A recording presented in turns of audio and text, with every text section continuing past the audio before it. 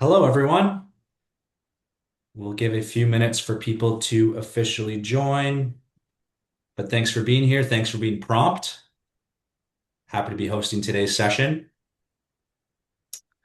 See, we already have a good amount of people in the call and a couple more adding slowly. So I'll just give everyone another minute or so to get into the call and get situated. But thanks for joining once again. We are excited for today's session.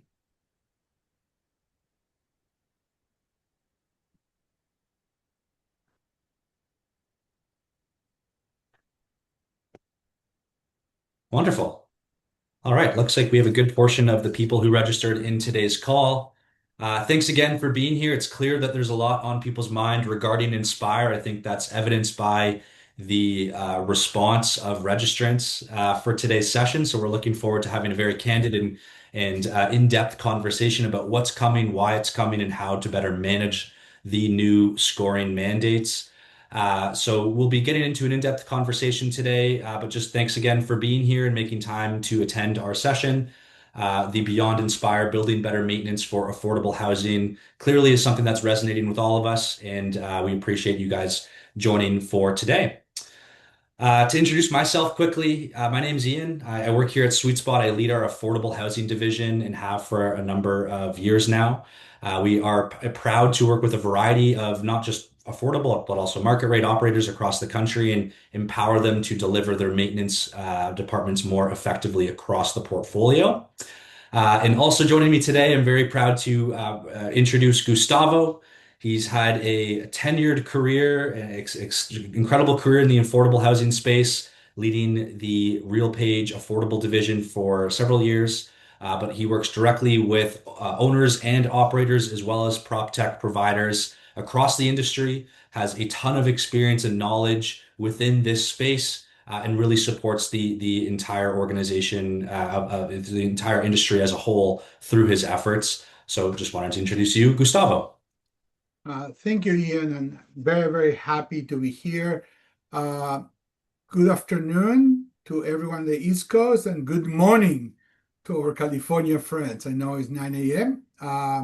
Very excited. If this webinar forced me to go back on memory lane and trying to think when I was first exposed to REAC and inspections and UPCS.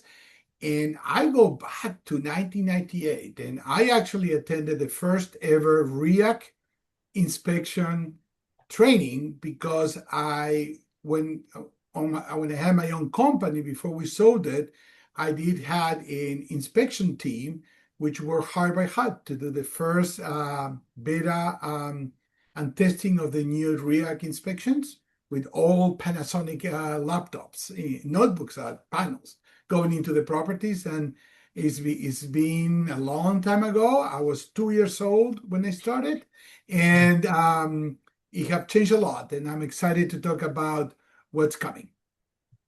Absolutely. Well, it's good to have a couple of young, spry guys on today's call with lots of industry experience to lead the discussion. And in terms of the actual agenda for today, obviously doing some of those introductions and opening in the first few minutes. But we wanted to first set the stage about how we got here, what's actually changing, and why that's the case, before diving into where the operators themselves are most exposed and how they can manage that risk and better navigate that new process as well as overall operating module mentalities, being proactive versus reactive, discussing the pros and cons to both, and how that can be better fit into the overall maintenance structure within the organization. And then speaking to how AI can leverage more simplicity in the documentation and management of this process, and being able to analyze different tools or tactics that are out there to support this process end to end for different types of operators, regardless of size and regardless of portfolio structure. Throughout, we are open to Q&A. We ask that you put those questions into the chat, and we will do our best to get to all of them. If you do have a question that we're unable to answer during today's session, we'll follow up with you directly, so don't hesitate to get your questions submitted because we do want to hear from you guys, and we do also want to address what you guys are interested in learning more about. Because, of course, at the end of today, the session is for the attendees. As much as Gustavo and I like to talk, we have plenty of opportunity to do so. But for today's session, it's all about the folks that are in this room. And as well, final housekeeping note, we will be sending a recording of this call to everyone who registered automatically. So you should be receiving that probably tomorrow or Monday following the call. So you will have access to rewatch this recording or share it internally with colleagues or friends in the industry. But I wanted to start, of course, with setting the stage of how we got here. So, Gustavo, question for you. Why is this change happening and what's really driving the reason for this new scoring requirements? And there we go. We're going back to memory lane. Then, just to remind everyone, and many of you have been in the industry for a while, then you probably remember this, right? React was created in the late 1990s and by HUD. And one of the first things they were tasked is to create a unified inspection protocol to assess the entire asset class within HUD, both multifamily as well as public housing. And the first React inspection started in 1998. By 1999, HUD had inspected over 4,000 assets, which is pretty massive. And then React became React through UPCS, that was the name of the inspection.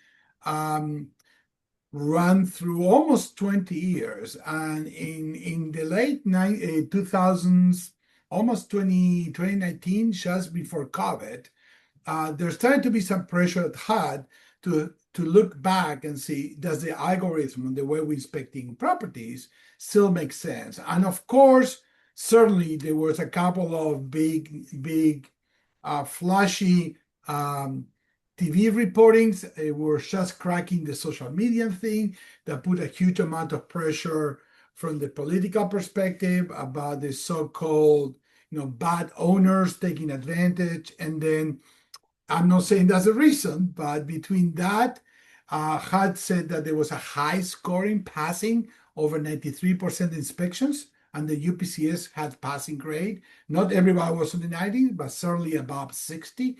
Then they decided to change the algorithm. And that process has taken a full 3 years.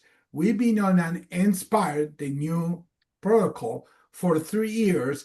And as of October 1st, 2026, UPCS goes goodbye, and NSPIRE is certainly the new law in the land.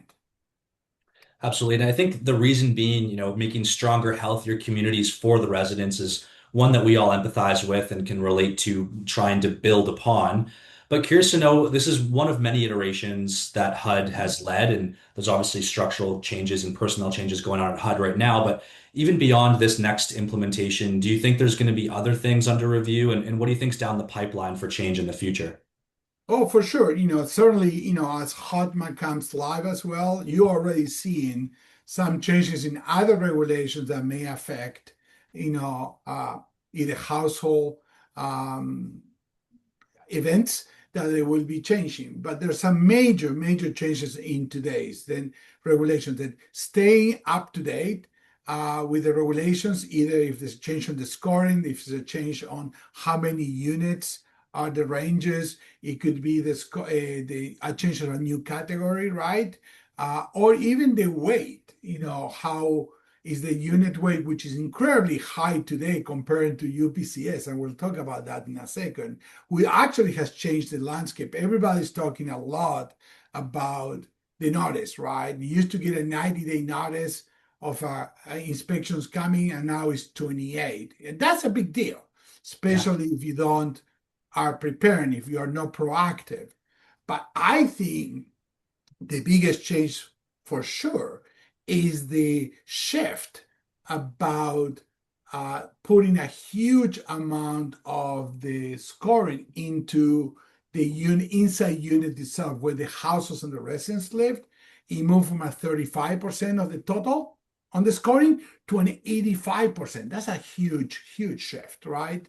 And then, which is going to change a lot how you are going to have to prepare.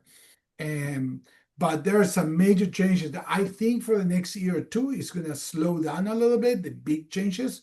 And Okay. certainly the industry and many of the people attending, I know they have been very vocal.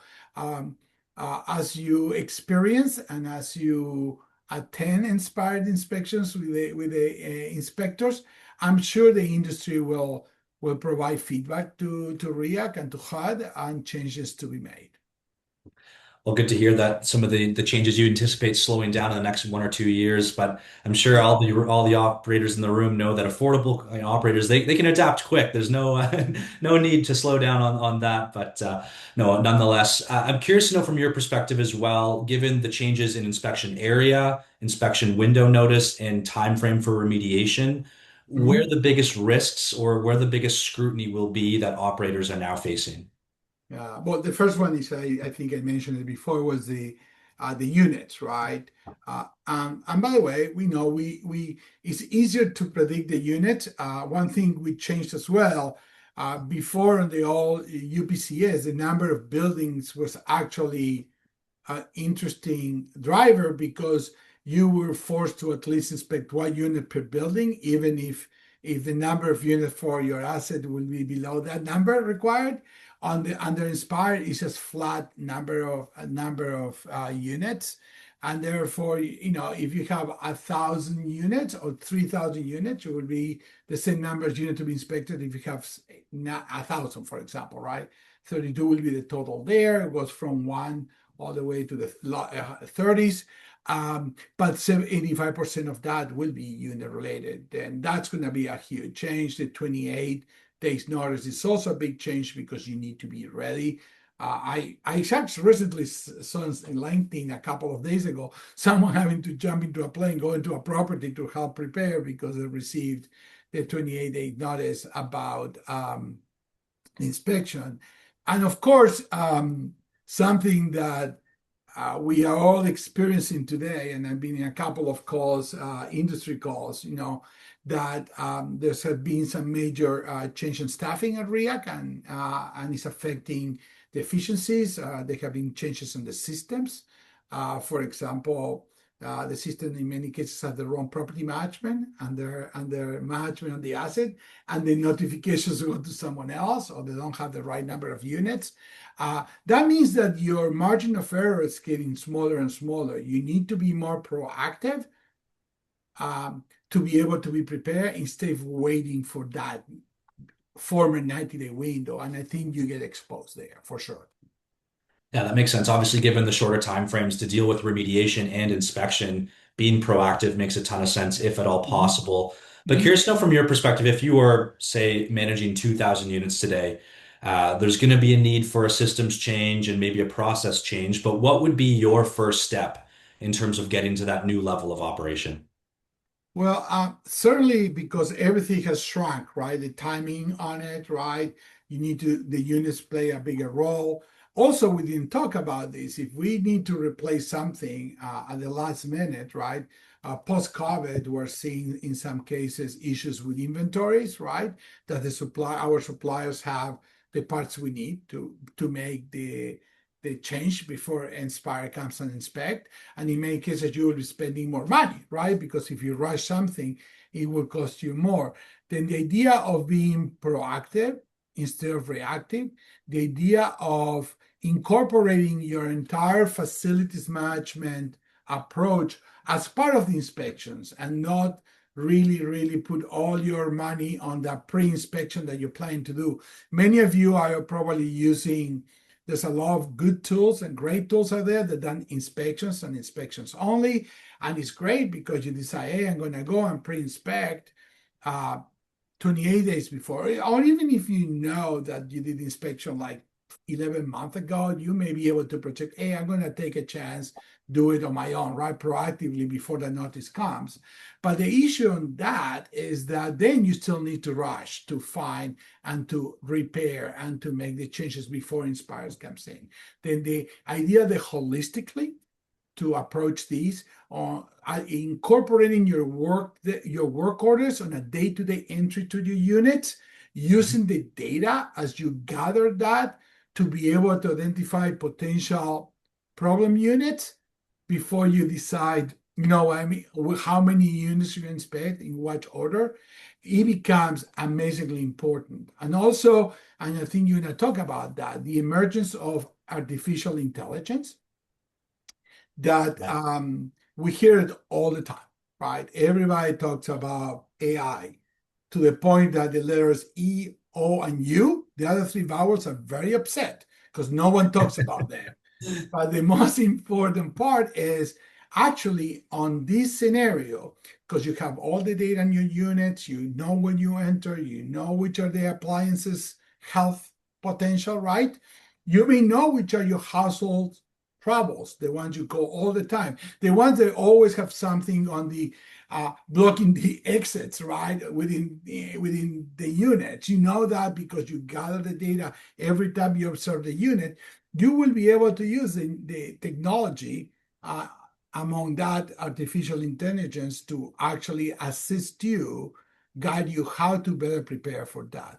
Then starting to look to a holistic approach and not just inspection itself is going to become critical.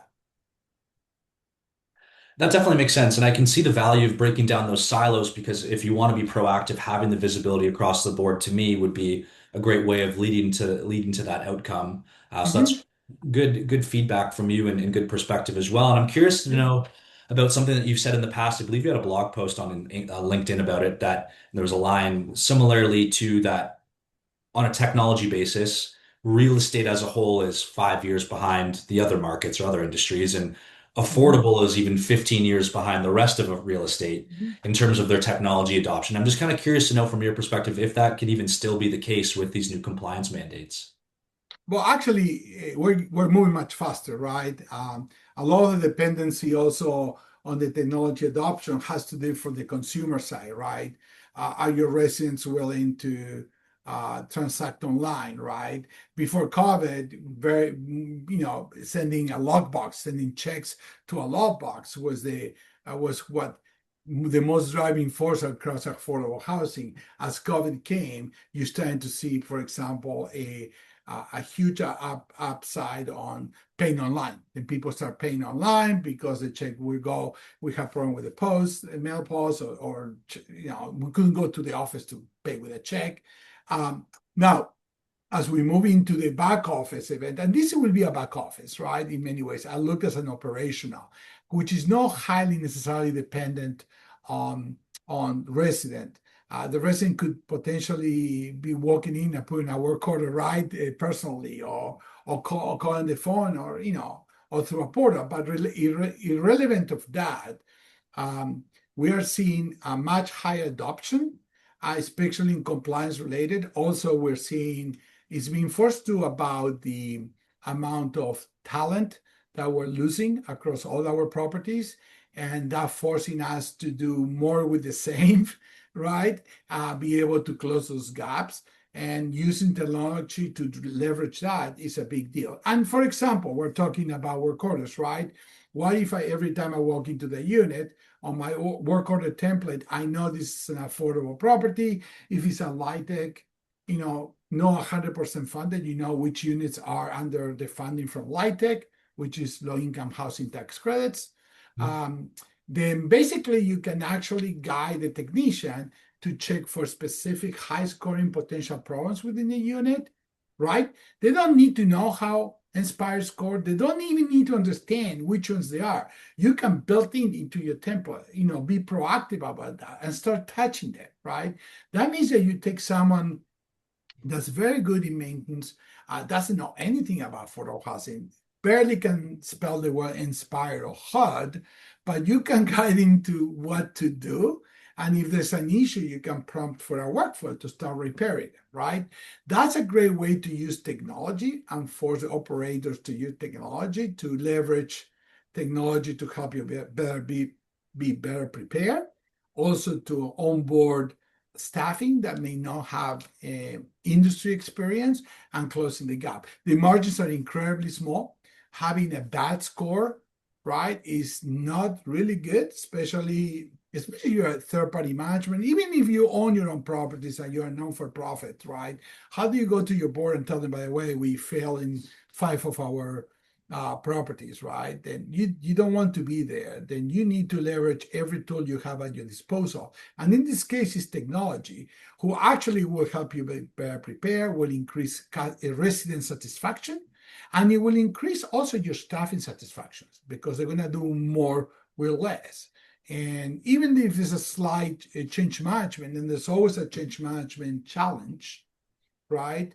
At the end of the day, it will be an amazing change for your entire organization across all your properties. Yeah, no, that makes sense. And I agree that the obviously cost of labor is going up. If you can more effectively train and onboard technicians, you're bringing them up to value more quickly.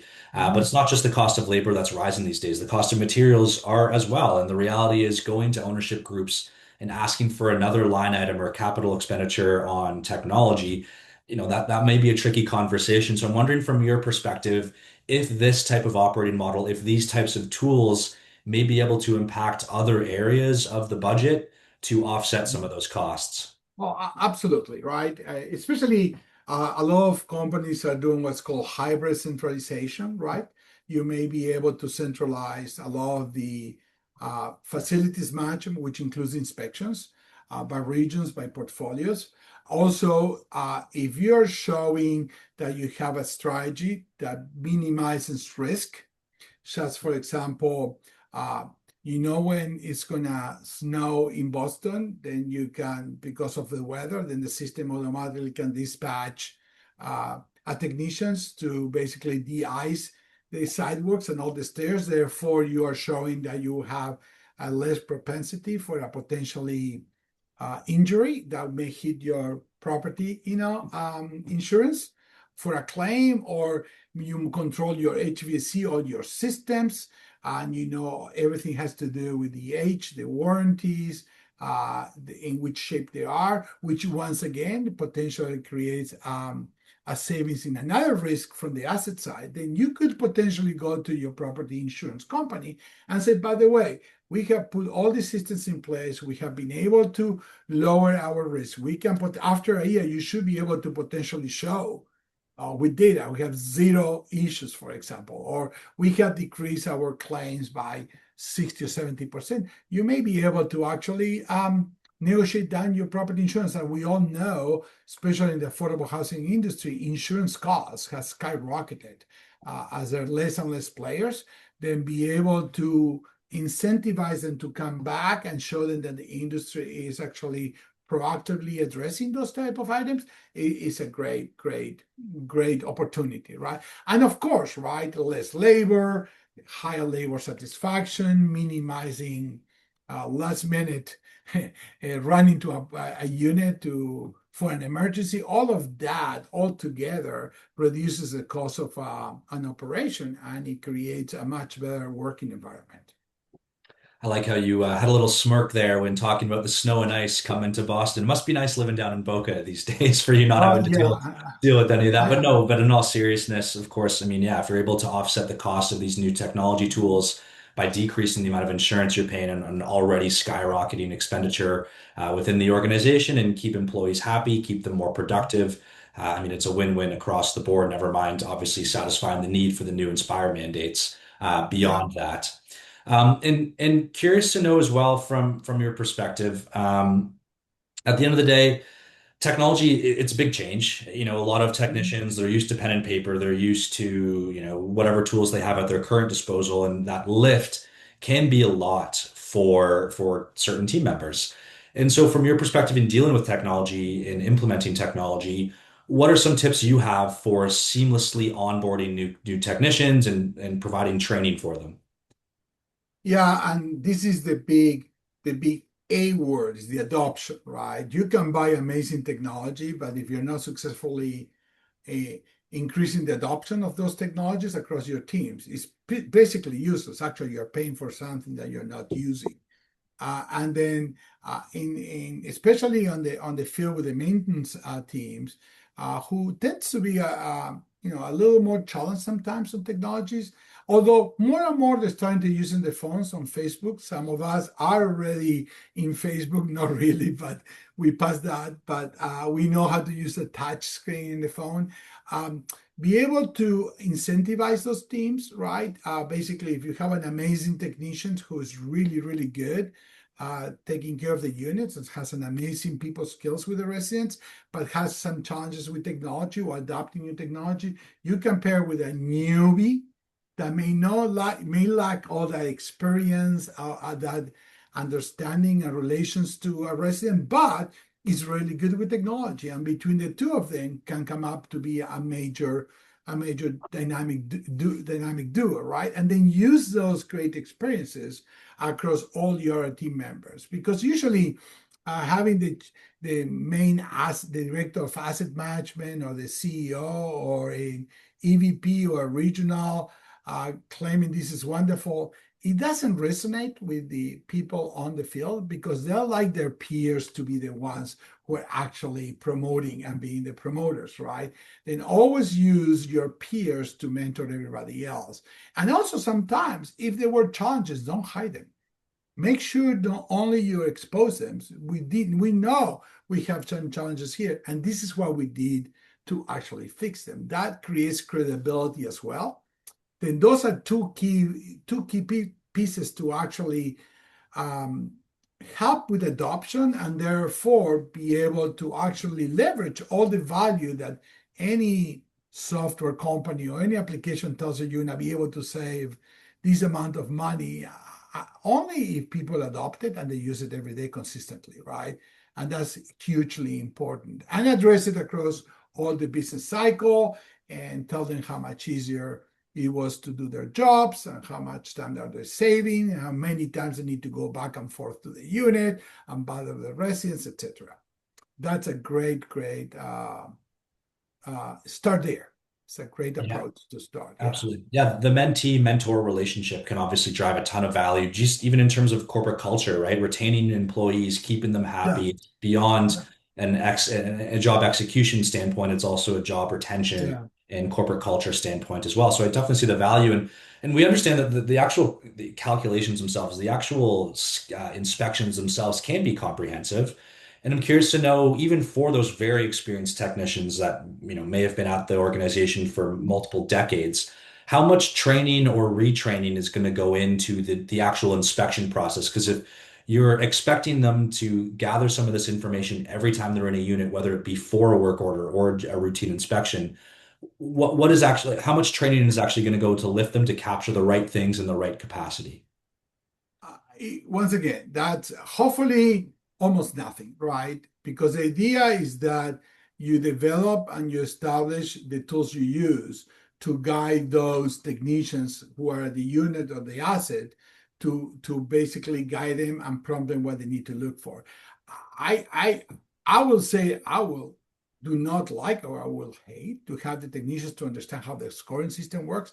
That's not the issue, right? The issue is to be able to have the tools who guide them to actually address the items that we know are actually high scoring or there's a high probability to be actually flagged, right?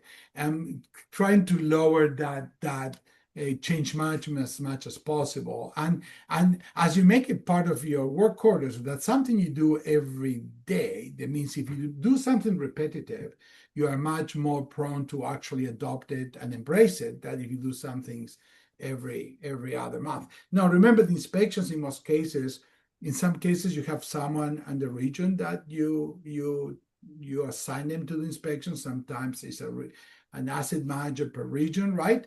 But it takes a village. It's not one person who's make a difference on this. You need to have your entire facilities ecosystem working together to be able to achieve what you're trying to achieve, both on the pre-inspection, and most people forget what happens after, right? Because we all want to be prepared, we all want to score high, and we can talk at one point the cost of scoring high or not. But most importantly, also, what do you do after the inspire inspections happens, and how do you hopefully recover, or if not recovering, addressing the one, two, or three, four items that you need to address, and then how do you report them up? And that some people forget about that side of the story because it would be pretty sad that you fix everything you were asked to fix and you never report it and you get no credit for it. But sometimes if you have broken systems, uh, sometimes that happens. Totally. Yeah, no, with the system as public as it is and those scorecards truly being your public report card, Yeah. it's definitely you need to take credit for the successes, not just be at risk for the areas where you're needing to Yeah. make improvements. So yeah, that definitely makes sense. And being able to leverage that documentation to promote that, whether you're a third party operator trying to get new business or whether you're a nonprofit group, like you mentioned, scoring in that top percentile, it's very important for branding, for recognition, and for just overall, I guess Yeah. internal satisfaction, but also resident satisfaction. Another important point I just want to mention to everyone in the call, and you probably know this, but I think it's important. We were mentioning how the scoring shift, and now 85% of the weight drives with the unit scoring. But another big point is if you lose more than 30 points within a unit inspection, you will automatically assign a 59. That you could, in an entire inspection, you may get assigned a 65 and you over 60, then you're okay. You will get inspected every year, of course, but you're okay. But if that 35 points that you lost, let's say that 31 are unit related, you will automatically be actually score a 59 and you will be flagged. Then even more important, because the whole shift HUD is saying is they're trying to address the units themselves where our residents live to provide a good and decent house to all our residents, right? And also take that into consideration how important is the potential loss of points within the units. And I'm sorry I jumped into that, but I thought that's something some people forget about it or don't think about it. But it doesn't matter how you score on the inspection. If you lost 30 points or more in unit related items, you're going to be scored at 59. No, absolutely. It's very important. Obviously, that's a major component of why this change is taking place. And I think anyone that works in this industry can empathize with Mhm. trying to improve the quality of living in our communities. I think at the end of the day, no one wants to have a situation where we're having to remediate a ton of issues. But the reality is trying to be more proactive instead of reactive just makes everyone's lives better, including the residents at the end of the day, because they're the ones that are living day to day in these units.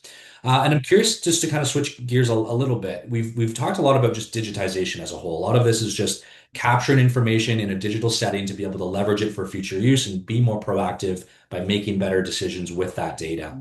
And we did speak about it very briefly, the two scary letters AI, and of course the vowels that are feeling a little left out as well. But curious to know how AI takes us to the next level, Mhm. beyond just digitization, beyond just proactive. How does AI actually bring us up to the next tier? Yeah, and that's a great point. And by the way, anyone who wants to ask any questions, I believe you can do it via the chat. I don't think you want to hear Ian or myself talk the entire hour. And as you know, many of knows who know me, I can speak for 48 hours nonstop, and it gets boring, very easy. But AI can leverage a lot as it relates to help us project or predict or help us guide us where our biggest risks are. Because as we have this massive amount of data of work orders, data about appliances, how old they are, right? How many times we walk into a unit, how many emergency work orders we have from every household, right? AI can take all that data and help you understand and tell you, by the way, I think you will need to inspect X number of units and this range to be able to project this type of scoring. Or we will give you worst case scenarios and against best case scenarios, right? The best case scenarios, you basically inspect 100% of the units, right? And you do a full inspection working through the NSPIRE protocol, and then your scoring is going to be incredibly close, right? To whatever Inspire is going to come when the inspector shows up. The question is, do you want to inspect 700 units in a 700 unit apartment complex? Then AI will help you manage that piece using the data, unveiling and bringing up the potential risk and making you make your own decisions based on that, based on asset age, based on where you are on that asset strategy. Are you a long-term, holder? If you're an owner, if you're a third-party manager and you have less than wonderful experience with the owners, then you want to make sure you score high, right? Certainly, there's going to be there are some permutations, but AI will give you good guidance on how to maximize and be able to go exactly where you need to go to achieve the goals that you want to achieve. And I'm sure you're going to show how AI really looks like at this and how it helps you with examples, but it's actually going to be a game changer for sure. Yeah, well, I'm glad you agree. I think that there are a lot of hesitation to adopting AI portfolio wide and too quickly, and we have to move deliberately. And I think that's why, honestly, at Sweet Spot, we do look at this as a phased approach. We want to first make sure that the foundation is there in a digital setting to capture the right information in the right capacity so that we can add on the AI down the road and make that an iteration where it's bringing a lot of that thought process, a lot of that decision making out of the team's hand and allowing them to free up time to just go execute the task. Have that decision be made instantly with the correct data by the correct engine and then allow your team to focus on the results piece of that process and remediating the right things in the right capacity, spending the right amount of the budget on the right things in the right capacity. And again, just focusing that time, which is already constrained given the labor shortages, cost of labor, cost of materials, to then go dive in and just get the work done and not have to have so many, strategic decisions being made constantly in the background. But on that note, since you did mention it, we do have a quick little demonstration of one of our dashboards that we have that specifically relates to the REACT report. So what we're looking at now is a video recorded of the dashboard itself, but you can see that we have a list of properties on the left-hand side. Now those can be subdivided in any capacity or by your regions, by your ownership groups, by the asset class, however you want to slice and dice it. And then each individual property has its own more detailed dashboard to track where the deficiencies are, what category they fall in, what unit they live in, how that may affect the scoring. And then we can even run a simulation based on that to predict your worst case score so that we can ensure that we're always not in a failing state. And of course, we do track individual deficiencies at a granular level with a direct work order link. So we know who's doing that ticket, when it's due, how much it's going to cost, when it needs to be done by, if they're overdue, and again, track that at scale. Because it's not about doing this once. If it was doing it once, it'd be easy. It's about doing this at scale across potentially thousands or tens of thousands of units.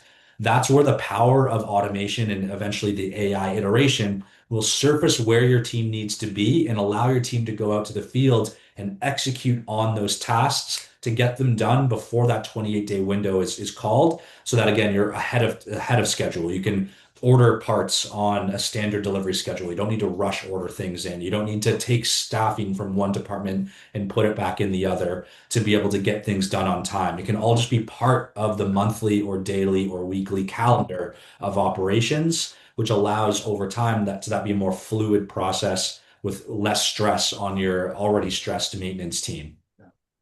And Ian, what's hugely important is the word integrations as well. Although you can run an inspection as a standalone, right? You go and you use a tool and you do the inspection. It creates on a pre-inspire, right? You create some potential findings. How you fire up from that findings, how do they go to what's called a platform of record, whatever you're using to perform your day-to-day work orders, because that's where the workflow starts, right? And then that was how it integrates to your entire organization. That's actually incredibly important.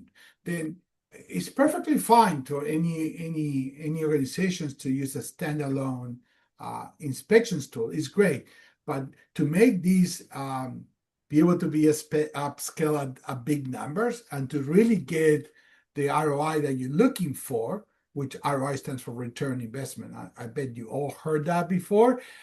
Integration is key. Then making sure whatever you're using integrates to your platform, either if it's a Yardi, a RealPage, an MRI, whatever you're using, either you can use keep using what you're using today within those platforms, but the inspection tool needs to actually integrate, or use something that also integrates to your platform and is fully comprehensive, has work orders, inspections, turnovers, etc. Integration is key because without integration, you're going to lose at least 80% of the AI power. Totally. Plus, there's going to be potential challenges as workflows as people need to follow up, and it's going to something that's going to break. Definitely. Yeah, no, I mean, that's a great point, and I'm glad you brought that up because you're right. Data is only as powerful as its database, and if it's not flowing from and to the correct places, it's not going to be leveraged to nearly its full capacity, and it needs to be accurate as well. It can't be dual data entry. It can't be manual processes or human error that prevents that accuracy from coming into the system and living there. So yeah, you're absolutely right and hitting the nail on the hammer with the nail. But I know there may be some folks, and we do have a couple of questions which we'll get to just momentarily from the chat. I'm sure there are additional questions that team members have just beyond what they are ready to ask in this session. If you do want to get in touch, please don't hesitate to reach out. I'll be probably, well, if I don't already know you, if you don't already have my email, reaching out to you to send over the call recording from today. So that way you do have my personal info directly to reach out to. But if you do just want to reach out to our general sales team, you have the access to do so via that email or through our website. You can find us pretty easily as well. But yes, thanks everyone for listening today. We're gonna move into that Q&A from the audience. So let me just switch my internal screen here. Okay, so we looks like the first question that popped up was many of our maintenance technicians speak Spanish. Does your solution support multi-languages and how does it work? Yes, great question and very valid point. Absolutely. So Sweet Spot's app's available in multiple languages, not just Spanish, English. We support others as well. And that's very key. The app itself will just translate based on user settings, so every technician can choose their own preferred language, and that does include note fields that they may be taking as a part of, of an inspection that will then translate back into English or another language for other users. And I do think that having an easy to use tool is built on two pillars: one, device, and two, language. If your technicians are able to use the device that they're most comfortable with, meaning their Android phone or their iPhone or their tablet or whatever they spend the most amount of time on, that makes it easier. And as well, their preferred language. If it's their first language, it's going to be easier for them to communicate and use than if it's their second or third language, just in and of itself. And so those are two pieces that make the app more user friendly. And we have geared with that maintenance technician in mind, knowing that there's going to be some adoption, pain points, but we just want to alleviate that as much as possible. Second question I have is in regards to timelines. One is if knowing that this, I'm just trying to read it quickly here and then get to the gist of it. So if the inspections are coming in October, what are steps and when should they be made? And I think that means basically, from your perspective, Gustavo, when would ideally these types of implementations kick off so that by October, teams are ready to rock? I will go old school retroactively yesterday, actually. And the idea is you don't really need to be fully deployed by October 1st, but the idea is that you use the time between now, June 1st through October 1st to put a plan in place, a strategy in place, and start deploying whatever you're planning to use, or start testing multiple solutions and decide which is the one that works best for your scenarios and your organization, and have that plan done. I would say by end of August, beginning of September, and then you start deploying. You already can more or less predict based on your scoring on your properties and when the last inspection is. Then I will create a huge calendar on where is my expected inspection, and you can do a plus minus 60 to 90 days each way. And then after you have this decision, I promise you, you don't start this week, start next week, but you need to start putting something in place and applying it. Try it in a multiple properties and asset classes as well, and then have everything ready to roll by, I would say, September, and you roll it as fast as you want. It will be depending, you report doing an entire new solution that includes work orders, turnovers, move in, move out, inspections, preventive, including NSPIRE, or do you keeping some of what you're doing and you actually only adding the inspired piece of it, that's the decision you need to make. By start now, otherwise you're going to be too late. And use this time to second guess what you're using today. I know most of us, and I'm guilty, I tend to use a lot of things because I'm used to it. I know there's something that may be faster, but I'm used to do this. I don't have the time to learn a new tool, although I always try to learn new tools. But second guess yourself. This is your opportunity as the entire inspection protocol is changing. Choose to second guess what you're using today. Try something new, and it may or may not work. You will see what the differences are, and then you make your decision. But use these June 1st through September 30th. I would say August 31st. My birthday is August 25th. If you want to send me a present, please do so. But by my birthday, by August 25th, I would like you to have actually something in place. Either you choose to stay with what you're doing today, you tested something different and you're replacing, or you don't have anything in place, and that's even more important. Play something. And there's nothing, you try something, and if you do it in a small environment, the adverse issues are almost none there, and your upside is much, much larger. I hope I Fantastic. answered your question. Let Yeah. me know if you need to clarify further. Well, we'll hope to get a response, but I'm sure that was a good one. At least it was from my perspective, and I think today's whole session was as well.